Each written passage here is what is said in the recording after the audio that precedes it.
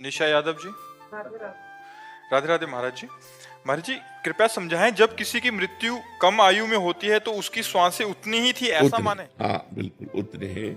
जो गर्भ में ही मर जाते हैं उनने क्या अपराध किया था? जो गर्भ के बाहर आकर अभी बालक अवस्था में मर जाते हैं उसने क्या अपराध किया था?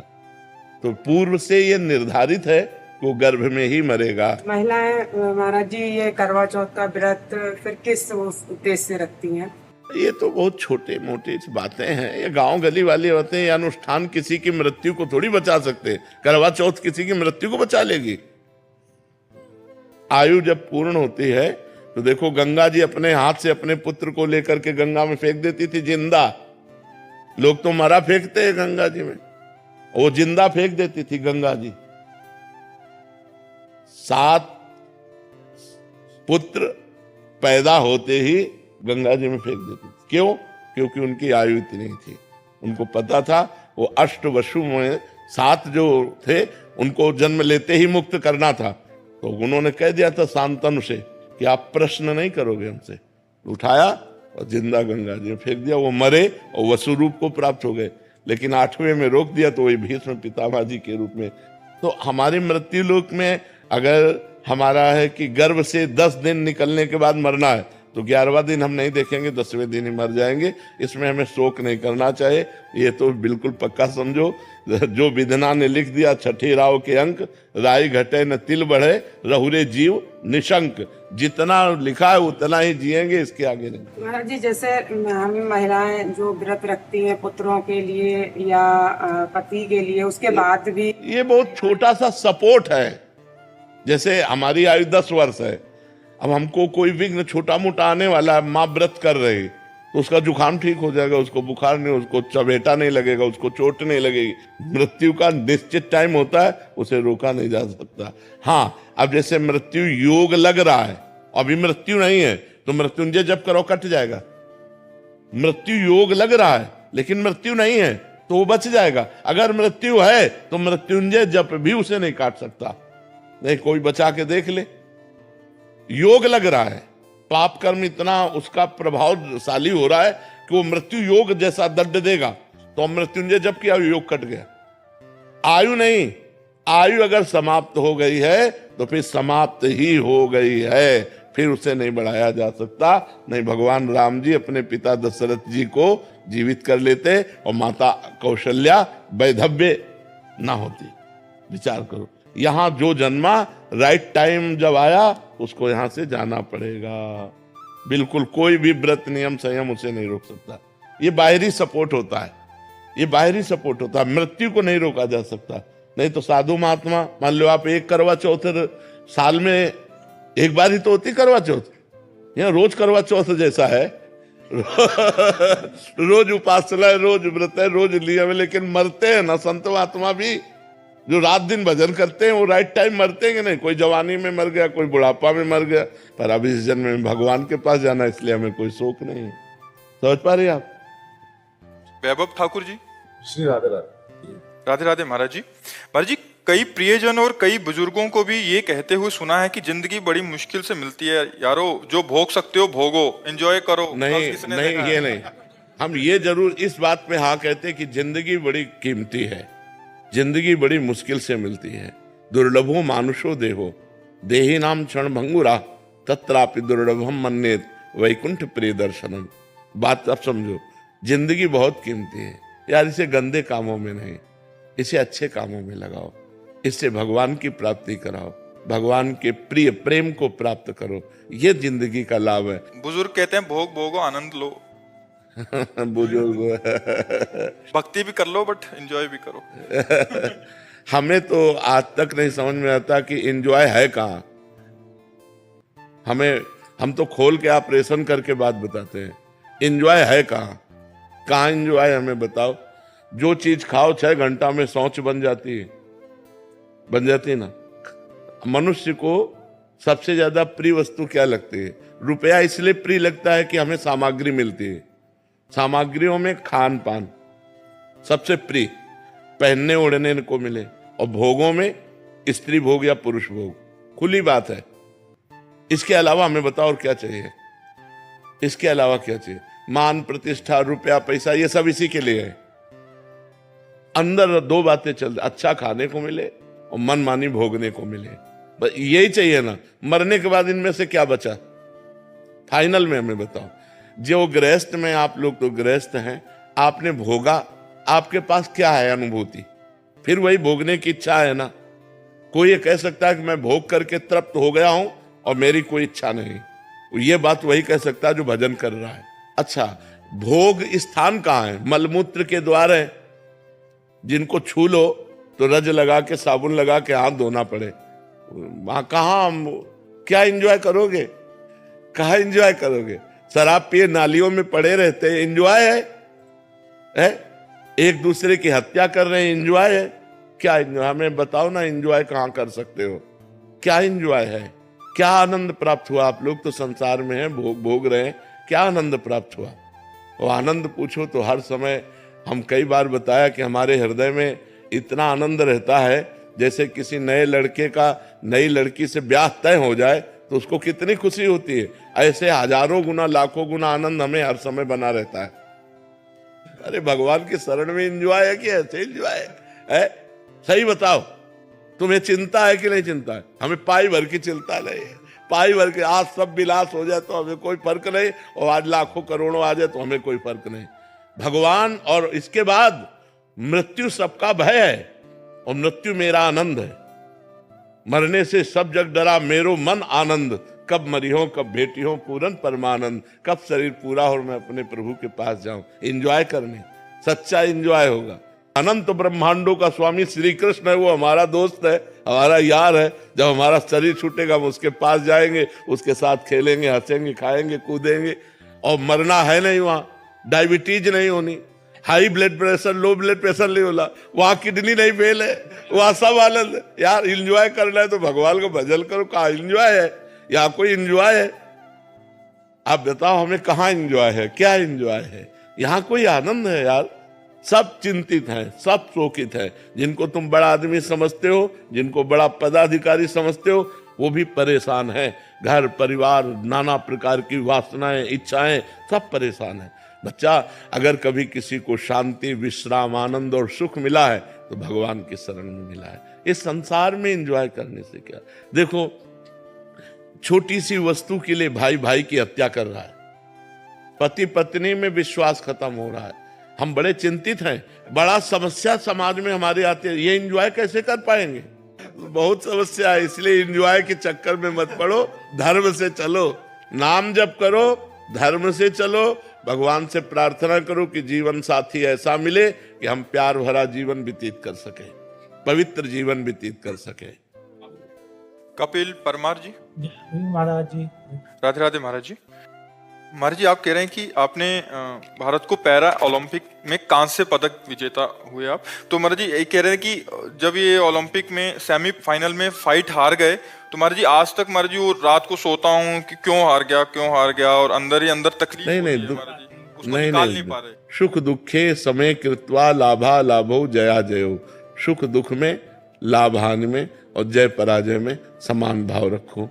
प्रारब्ध नहीं था विजय प्राप्त करने का, इसलिए हार आ गई, कोई बात नहीं, हम फिर प्रयास करते हैं। अगर प्रयास नहीं सफल होता तो सबसे बड़ी जीत हमें करनी है, नाम जप करके मृत्यु पर विजय प्राप्त करनी है। देखो, हम आपसे ये कहते हैं कि आप बहुत जीत गए, बहुत चीजें आपने प्राप्त कर ली, लेकिन मरेंगे तो आपके साथ कुछ जाएगा क्या? कोई ट्रॉफी, कोई आपके पास कुछ भी जाएगा क्या? नहीं जाएगा ना।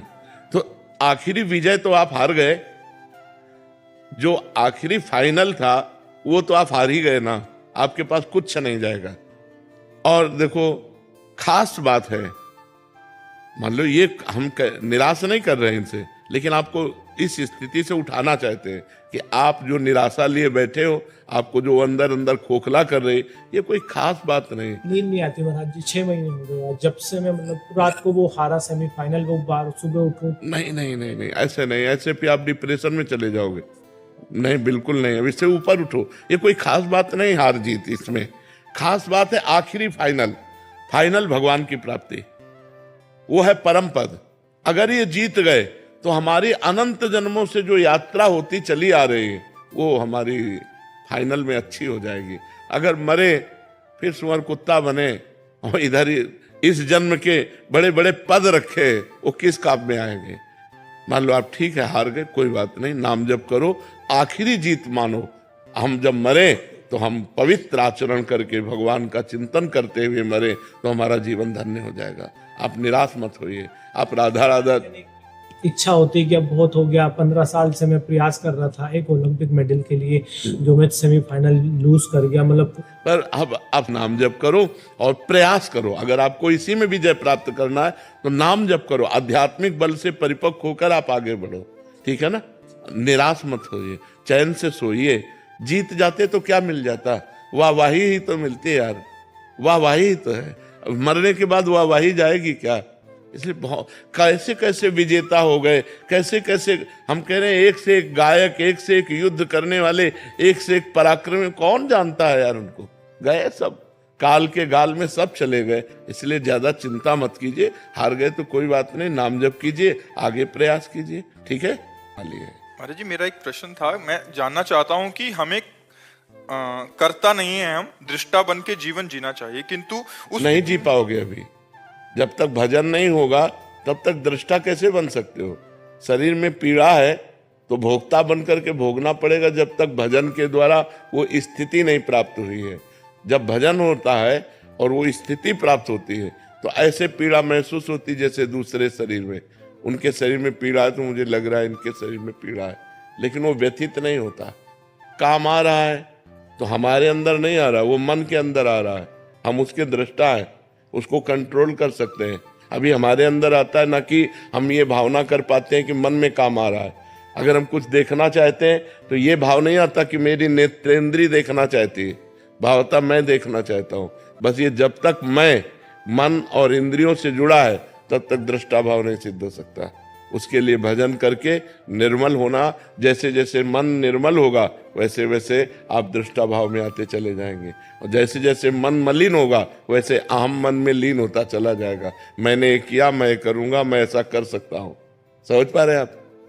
अनुज सिंगल जी आगरा से। राधे राधे महाराज जी। महाराज जी आपके प्रवचन सुनने के बाद अतीत के गलत कार्यों के डर से नाम जप शुरू किया। करीब 2 साल हो चुके हैं नाम जप करते करते। अब केवल ये जानने की इच्छा रह गई कि भगवत मार्ग पर अभी भी नाम जप डर की वजह से हो रहा है या राधा रानी से प्रेम हो गया।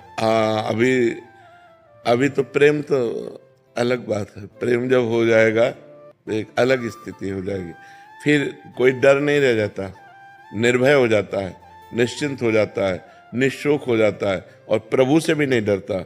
और प्रभु से कहता है यत्र यत्र मम जन्म कर्म वीर नारके परमे पदे थवा राधिका रत निकुंज मंडली तत्र तत्र हृदय में विराजता। हे प्रभु, मैं आपसे ये नहीं मांगता कि मुझे नरक मत भेजना, मुझे चाहे नरक भेजना चाहे परम पद भेजना, मुझे इसकी परवाह नहीं, पर आप अपने परिकर सहित मेरे हृदय में रहें।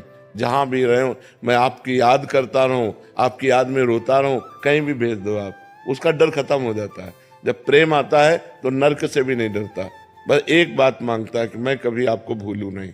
बिसरी हो ना बिसारी हो यही दान मुहि देव, श्री हरिवंश के लाडिले मुहि अपनी कर लियो।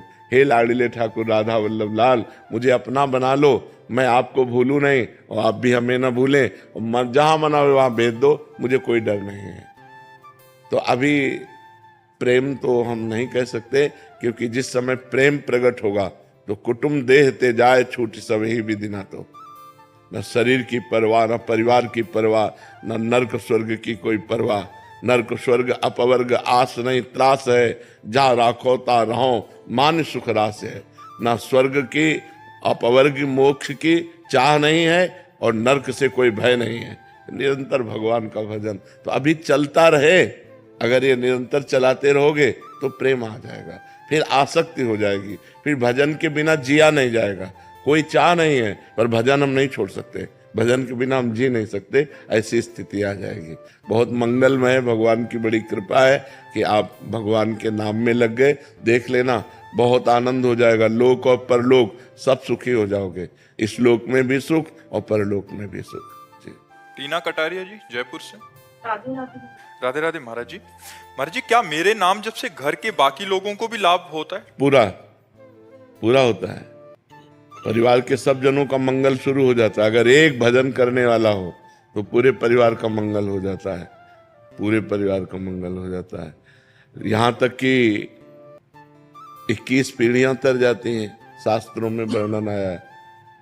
तो इससे ज्यादा क्या मंगल हो सकता है? अभी वर्तमान परिवार की तो बात जाने दो, पीछे की हमारी 14 आगे की 7 ये 21 पीढ़ियां तर जाती है। हाँ, तो फिर वर्तमान में हमारे परिवार का मंगल हो। वैसे भी समझ लो, एक आदमी क्राइम करता है, पूरा परिवार झकझोर जाता है, पूरे परिवार का अपमान होता है कि नहीं होता है? कहाँ गया बताओ? वो आदमी कहाँ गया? तुम उसके चाचा लगते हो, तुम्हें तो पता होगा ना, तुम उसके जीजा लगते हो, तुम उसके मतलब हर संबंधी हर जगह वहां पुलिस जाएगी और वहां जा करके जांच करेगी, परेशानी पैदा करेगी। एक आदमी ने क्राइम किया, पूरा परिवार दुखी होता है, पूरा मोहल्ला दुखी होता है, पूरे रिश्ते नातेदार दुखी होते हैं। ऐसे ही अगर हम सही चलते हैं तो हमारे गांव वाले भी सुखी होते हैं। तो अगर हम एक धर्म से चलें तो हमारा गांव सुखी, हमारा मोहल्ला सुखी, हमारा परिवार सुखी, उसके ऊपर प्रभाव पड़ता है। और एक आदमी अगर गलत चले तो पूरा गांव दुखी हो जाता है, पूरा मोहल्ला दुखी हो जाता है, पूरा परिवार दुखी हो जाता है, रिश्ते नातेदार दुखी हो जाते हैं। ऐसे हमारे भजन का प्रभाव पूरे परिवार पर पड़ता है। जी। अमन शर्मा जी। सर मेरा राधे राधे महाराज जी। महाराज जी, आपके पास जैसा मरीज आता है आप उसको वैसी दवा देते हो। महाराज जी, आपसे ब्रह्म ज्ञान की बात करता है कोई तो उसे वैसा बताते हैं, भक्ति की बात करता है तो भक्ति बताते हैं, कोई भगवत प्राप्ति के लिए आता है तो भगवत प्राप्ति। महाराज जी, मैं चाहता हूँ कि श्री जी का प्रेम और शरीर छूटने के बाद जैसे आप श्री जी के पास जाएंगे, महाराज जी मुझे भी वैसे ही जाना है। महाराज जी मुझे वैसे चलना पड़ेगा ना, वैसे चलना पड़ेगा। अगर हमको श्री जी के पास जाना है तो श्री जी के बनना पड़ेगा ना। श्री जी के पहले किसी संत महापुरुष की शरण में हो, उनसे दीक्षा लो, उनके अनुसार साधना करो।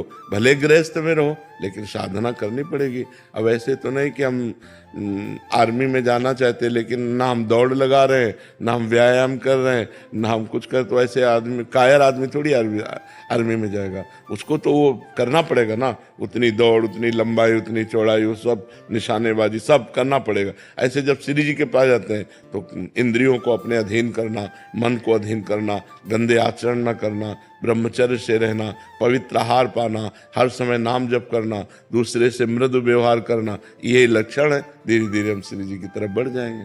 सुमित गुप्ता जी पलवल से। राधे राधे महाराज जी। महाराज जी, आपके चरणों में कोटि कोटि प्रणाम। महाराज जी, जब हम कोई साधना करने का संकल्प लेते हैं और निभा नहीं पाते तो क्या भगवान नाराज होते हैं? नहीं, भगवान बहुत करुणामय है, कभी ऐसा नहीं। असफलता को हम सफलता में बदलने के लिए ही मानव जीवन प्राप्त किए हैं।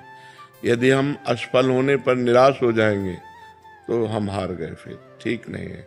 100 बार असफलता हो फिर भी हम 101 बार प्रयास करेंगे सफल होने का। तो हमने जैसे संकल्प लिया कि हम अमुक कार्य करेंगे, नहीं कर पाए तो फिर हम अगला, फिर अगला, फिर अगला, हम कदम बढ़ाते चले जाएं, एक दिन हम कर लेंगे। निराश नहीं होना। भगवान बहुत उदार पिता है, भगवान बहुत उदार पिता है। वो ऐसे विमुख भये निमिषो ना अकृपा जब चितय, तो वैसे जैसे बहुत धनी उदार पिता हो तो छोटी मोटी गलती हो जाए तो ध्यान नहीं देता है, अगर बड़ी गलती हो गई तो अपने पुत्र का ही पक्ष लेता है। ऐसे भगवान अपने भक्त का ही पक्ष लेते हैं। तो अगर हमसे ऐसी त्रुटि हो जाती है कि हम ये करेंगे, हम नहीं कर पाते हैं, तो हमें निराश नहीं होना, हमें फिर प्रयास करना है, फिर प्रयास करना है। तो एक दिन भगवान की कृपा से हम वो कर लेंगे। क्योंकि हम बहुत बार अपने इंद्रिय और मन के कहने से गलत आचरण कर चुके हैं। तो हम जब अच्छा आचरण करने का संकल्प करते हैं तो उनकी जो गंदी आदतें हैं मन और इंद्रियों की, वो हमको जबरदस्ती गंदे मार्ग में ले जाते हैं। और जब हम गंदा कार्य कर लेते हैं तो हम उत्साहहीन हो जाते हैं कि यार अब मेरे से नहीं हो पाएगा, क्योंकि वो सत कार्य है ना, भगवान का कार्य है ना, तो पाप होने पर मन उससे हट जाता है। तो हम फिर पवित्र करें, नाम जप के द्वारा भगवान की कथा सुने, सत्संग सुने, फिर हम उत्साह संपन्न बने और आगे फिर अपने कार्य को करें। भगवान नाराज नहीं होते। गर्वित शर्मा जी। शाम सदाशिव महाराज जी। महाराज जी, आपके चरणों में कोटि कोटि प्रणाम। महाराज जी, हमारे जीवन की बात कब बनेगी? श्री जी सर्व समर्थ हैं जब अभी बनी हुई है, बिगड़ी क्या है? बिगड़ी हमसे है।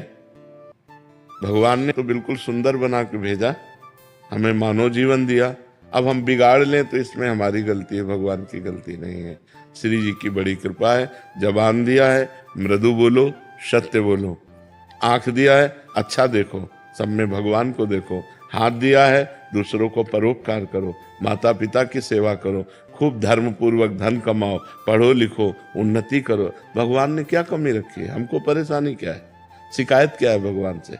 महाराज जी, श्री जी हमें देख रही हैं, जब हमारी बात बनेगी, या हम श्री जी को देख लेंगे जब हमारी बात बनेगी? बात तब बनेगी जब आप श्री जी का नाम जप करोगे। देखने सुनने से नहीं। दुर्योधन भी तो देख रहा है भगवान को, क्या बात बनी क्या?